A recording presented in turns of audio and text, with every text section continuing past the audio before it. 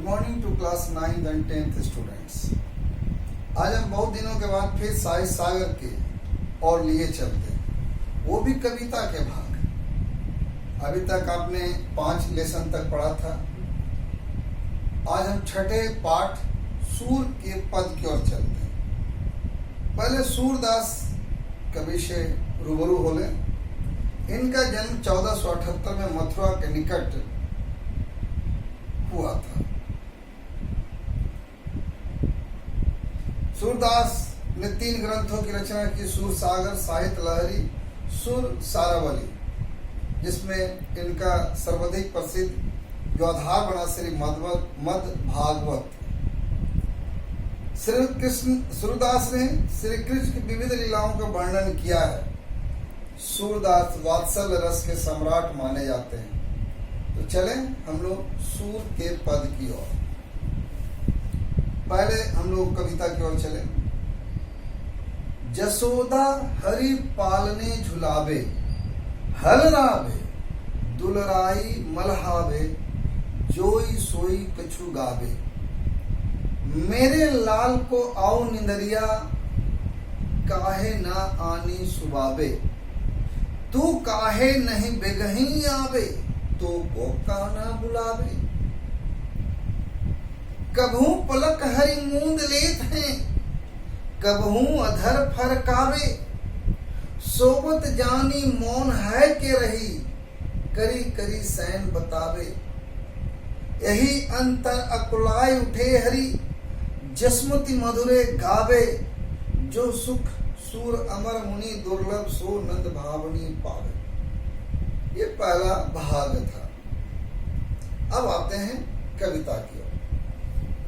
प्रस्तुत पाठ में सूरदास ने कृष्ण के बाल क्रीड़ाओं यानी बचपन की अवस्थाओं में जो खेला कूदा करते थे, इधर उधर भागा करते थे, उसके बारे में बताने का प्रयास किया। लगता है जैसे सजीव वर्णन किया हो, लाइव टेलीकास्ट जिसको कहते हैं अंग्रेजी में, वैसा वर्णन किया हो। पहले पद में उन्होंने जो कहा है कि माता यशोदा अपने पुत्र कृष्ण को पालना में झुलाकर उन्हें सुलाने का प्रयास करती है, और कर भी रही। झुलाना समझते होंगे शायद, झूलने वाला जो होता है। और आप लोग कृष्णाष्टमी मनाते होंगे तो उसमें हर जगह जो बैठते हैं उसी तरह से वो झुलाया जाता है। तो माता यशोदा अपने पुत्र कृष्ण को पालना में झुलाकर उन्हें सुलाने का प्रयास करते हुए कभी पालना हिलाती है, कभी कृष्ण को लाड़ द्वार करती है, कभी लोरी गा रही, यानी सुलाने के लिए हर प्रयत्न को कर रही है। पहला प्रयत्न है कि वो पालने को हिला रही है, हिलने से शायद नींद आ जाए। तो कभी वह लोरी लाड़ करती है, कभी लोरी गा करके सुना रही है कि किसी तरह कृष्ण को नींद आ जाए। वे नींद को उड़ाना देते हुए कहती है, तू आकर मेरे लाल को क्यों नहीं सुलाती। और उड़ाना, शिकायत नींद से कि तू कहाँ है, क्यों नहीं आती है, मेरे लाल को तुमने क्यों नहीं सुलाती हो। इसलिए उड़ाना देते आती, तू आ और मेरे लाल को सुलाओ। और उसकी शिकायत करती, तू क्यों नहीं आ रही है। कान्हा तुझे बुला रहे हैं, इसलिए तू जल्दी आ जा। कान्हा, यशोदा माता कहती है कि कान्हा तुमको बुला रहे हैं, सोने के लिए व्याकुल है, तू जल्दी से आ जा। कृष्ण कभी अपनी आंखें बंद कर लेते हैं, कभी अपने होंठ हिलाते हैं। और इसी क्रम में कृष्ण कभी अपनी आंखें बंद कर लेते हैं, जैसा प्रयत्न कर रहे हैं कि सो रहे हैं। असोए अवस्था में होंठ भी हिलाने लगते हैं, जैसे वास्तव में सो रहे हैं। कृष्ण, माता यशोदा को लगती है कि सचमुच कृष्ण सो गया है। कृष्ण को सोया जानकर माता यशोदा शांत हो जाती है, चुप हो जाती है और टुकुर टुकुर निहारती है। और वहां जो आसपास खड़े हैं दूसरों को भी इशारों के माध्यम से चुप रहने की कहती है। चुप हो जाओ, कान्हा सो रहे हैं, चिल्लाओ नहीं, कान्हा की नींद टूट जाएगी। इसी बीच कृष्ण अकुलाकर जाग जाते हैं। यशोदा फिर मधुर आवाज में लोरी गाने लगती है सुनाने के लिए। यहाँ पर सूरदास जी इन सारे चीजों को देखकर कहते हैं, जो सुख देवताओं और मुनियों के लिए दुर्लभ है, ऐसे जो दृश्य है, जो कृष्ण को सुलाने का दृश्य, जिस तरह से माता सुला रही है भगवान कृष्ण को, क्यों ना उसका पुत्र हो, लेकिन जो सुख माता को इस समय कृष्ण को सुलाने को मिल रही है वो बड़े बड़े देवताओं और मुनियों के लिए बड़ा दुर्लभ है। यहाँ पर नंद की पत्नी यशोदा को आराम से भगवान कृष्ण को सुलाने के लिए उस दृश्य को, उस वातावरण को देख करके मंत्र मुग्ध हो रही है।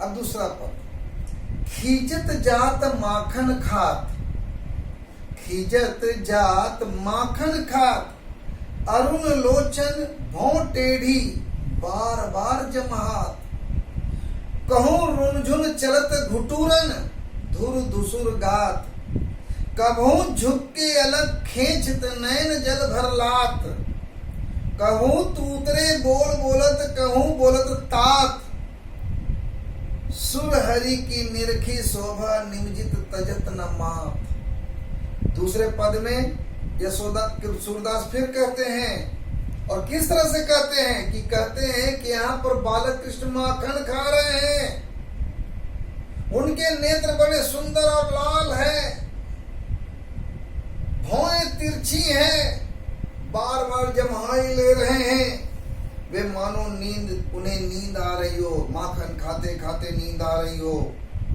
घुटनों के बल चलते हुए उनके पैरों में जो पैजनियां हैं, जो पैरों में पहना जाता है, झुनझुन की मधुर आवाज आ रही है। और यहाँ तक कि भी कहते हैं कि गुड़क गुड़क कर चलने से उनके शरीर पर धूल भी लग गई है। कभी झुक कर स्वयं के ही अपने बाल खींच लेते हैं, और जब खींचने से जो दर्द होता है उस दर्द से उसकी आंखों में आंसू आ जाते हैं। कभी अपनी तोतली आवाज में पिता कहते हैं, पुकारते हैं। फिर सूरदास जी यहाँ कहते हैं, कृष्ण की ऐसी किरणाओं और रूप सौंदर्य के माता यशोदा एक पल के लिए देखना छोड़ती नहीं है। जो भावना है, जो दृश्य है, यशोदा माता बिना पलक झपकाए उस सारे दृश्यों को वो अवलोकन कर रही है, देख रही है। ऐसी आनंदमयी दृश्य को देख करके वो अपने आप को धन्य भाग समझ रही है। तीसरे पद में, मैया मेरी चंद्र खिलौना ले हो, धौरी को पै पान न करियो, वेनी सिर न गुथयो, मोतिन माला ना धरियो, पर अमली कठन न ले हो, जहो लोट अभई धरती पर तेरी गोद न एहो, लाल कहे हो नंद बाबा को तेरो सुत न कहे हो, कान लाए कछु कहत जसोदा, दाऊ नहीं सुने हो, चंदा है तू अति सुंदर तो ही, नवल दुल्हरिया बेही, तेरी शो मेरी सुन मैया अभय ब्याहन जही, सूरदास सब सखा बराती नूतन मंगल गए। यहाँ पर तीसरे पद में सूरदास जी ने फिर वर्णन किया है। यहाँ कृष्ण माता यशोदा से चंद्र रूपी खिलौना दिलाने की, चांद जिस तरह से गोल है, दूधिया है दिखने में, उस वैसे खिलौने की डिमांड कर रहा है कि मैं तो खिलौना वही लूंगा, उसी तरह का लूंगा। और जीत पलट जाते हैं कि नहीं मुझे चाहिए तो वही चाहिए, मुझे दूसरे खिलौने नहीं चाहिए। वे कहते हैं उन्हें यह खिलौना नहीं मिला, यदि माँ को एक तरह से चेतावनी कि यदि मुझे यह खिलौना नहीं मिला तो ना तो वो धौरी गाय का दूध पिएंगे, ना ही अपनी चोटी को गुथाएंगे। एक तरह से चेतावनी, धमकी माँ को देते हो कि यदि वो चंद्र रूपी खिलौना मुझे नहीं मिला, ना ही तो वो धौरी गाय का दूध पिएंगे, ना ही अपनी चोटी को गुथवाएंगे, कुछ भी कर लो। और यही नहीं, तुम अगर मोतियों की माला भी पहनाओगे तो वो भी गले में नहीं पहनेंगे, और कुर्ता भी गले में नहीं डालेंगे, नंगे बदन रहेंगे, धरती पर लेट जाएंगे लेकिन माता की गोद में नहीं, और तुम्हारे गोद में भी नहीं आएंगे, जबकि हम धरती माता की गोद में लौट जाएंगे यदि तुमने चंद्र रूपी खिलौने नहीं दी तो। इसके साथ वही नहीं, तुम्हारे पुत्र नहीं कहलाएंगे, हम नंद बाबा के पुत्र कहलाएंगे, माता का नहीं। याद रखो, कृष्ण को ज्यादा जिद करते देख उन्हें शांत कराने के लिए माता यशोदा उनके कान में कहती है, किसी तरह से चुप कराने के लिए, शांत कराने के लिए, उसको जिद की जो भावना उसे हटाने के लिए उसके कान में कहती है देखो हम जो कह रहे हैं बलराम को मत बताना, मैं चंदा से भी सुंदर दुल्हन लाऊंगी, तेरी शादी करूंगी, मैं चांद से भी ज्यादा सुंदर दुल्हन लाऊंगी और तुम्हारी शादी कराऊंगी। जैसे ही सुनता है कृष्ण बड़ा ही प्रसन्न हो जाता है, आनंद हो जाता है, खुश हो जाता है और तुरंत कृष्ण अपने माता से कहते हैं कि माता मेरी शादी कर दो। वो अपनी शादी करने के लिए जिद करता है कि नहीं मेरी शादी कर दो।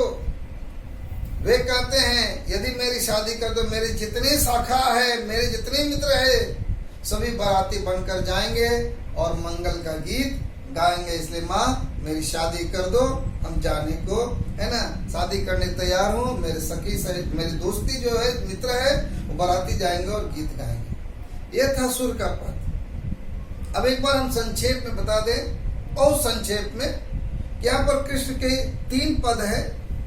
पहले पद में माता कृष्ण को सुलाने का प्रयत्न कर रही है, नींद को उड़ाना देती है कि तू क्यों नहीं आती है, जल्दी से आ, तेरा कान्हा इंतजार कर रहे हैं।